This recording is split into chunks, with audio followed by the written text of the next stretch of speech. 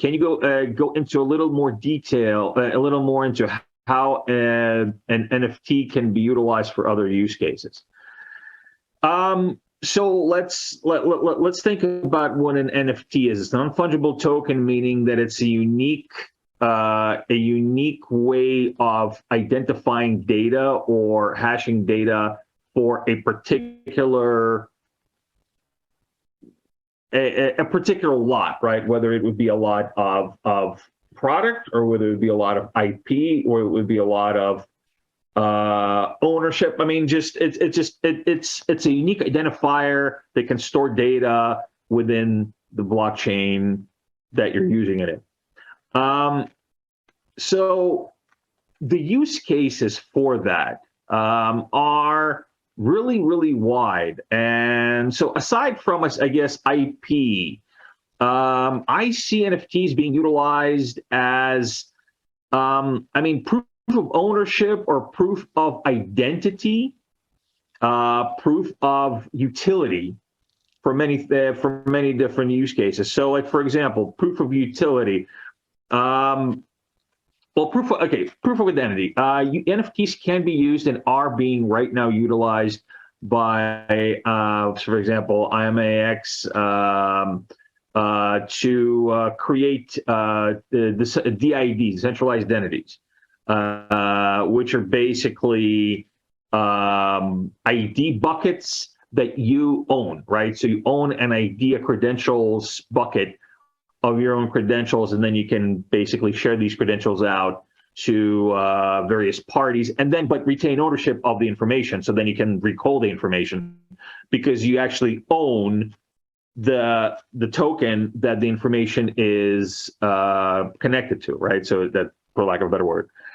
So that's one utility, right? So another one would actually be what I call B2R, blockchain to reality. For example, imagine you check into a hotel, right? And a hotel then issues you a unique NFT that you can utilize for payments and for access within the hotel. Now, that is going to require a bit of extra technology, but for example, there is technology out there right now that you can use RFID on, where you can basically say, take your phone, scan it against the lock, and the lock will open if your phone has an app with a unique identifier.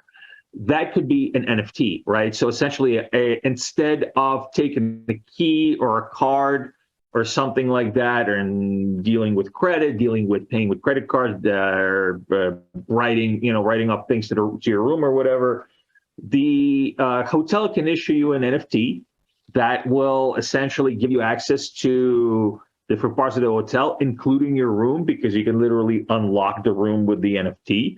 You can purchase goods with that NFT because it is then connected to a payment system. You can prove your identity with that NFT because then you can actually have credentials assigned to that NFT. So, for example, if you are going on a trip, right, and these hotels have, say, promotions for a trip, you go and you show you have an NFT from the hotel that validates that you are really staying at the hotel, that you have the credits to go on this trip, and that you are eligible for these particular savings or this particular access. Again, that can be carried in an NFT.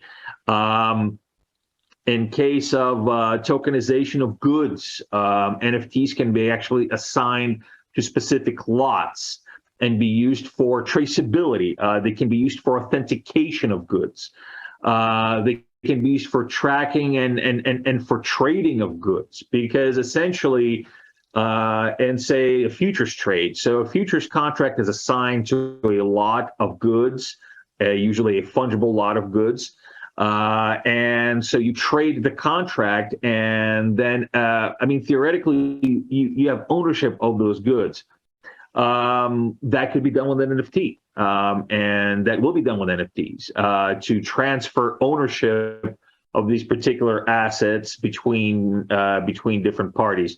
Land deeds. Land deeds is another item that I believe, this will take, of course, legislation to actually for a government to say that the land deed representation in the NFT is the official representation. But if that law does exist, if the legislation does exist in the jurisdiction, you can use the NFT to transfer ownership of land deeds. And if anybody knows anything about the land deed system, it's just a crazy upside down system in many different regions, especially in developing countries. For example, in Africa, there's many countries where they have conflicting land deed records. And so say two people can come in and say that they own the land, and there's really no record that could verify either or. So you have these cases where you just have conflicting custody, and there's just no way to do it. If you have something like this, something like NFT technology to utilize for this, problem solved. I mean, whoever holds the NFT holds the land deed. And again, it can be passed through, it can be recovered from the blockchain, even if you lose your wallet. And so again, that's a really huge utility for it. I mean, what's your take on this, Joe? NFTs. I would say number one, it's a huge field with a lot of future potential. I would encourage users to really look into the systems and infrastructure behind NFTs that can support use cases. Because I do think that sometimes in crypto, the marketing is way overdeveloped versus like the tech to support everything Dan said is possible, right? And it all creates some unique economic utility and value, but it also needs systems, underneath to support that basic infrastructure. And I think that that's really what is needed to maximize the potential and use cases of NFTs. So, I can't say that, there's not a ton that can, be done in multiple different areas with NFTs, but it's a matter of putting the tools and systems in place behind the scenes to support it, and I think that once that support and the kind of technical foundation is there, we'll see a lot of neat stuff over the next decade. I can't even predict. Even current NFTs, I could never predict. You could look at like Ethereum, and then it's like, oh, we're breeding digital cats, and then it comes over, and now rocks are popular. It's going to take out its own organic growth use case. It'll plug in. Some things will succeed, some things will fail, but I think ultimately, like that base infrastructure and tooling is going to be the thing to really watch to see, okay, what is possible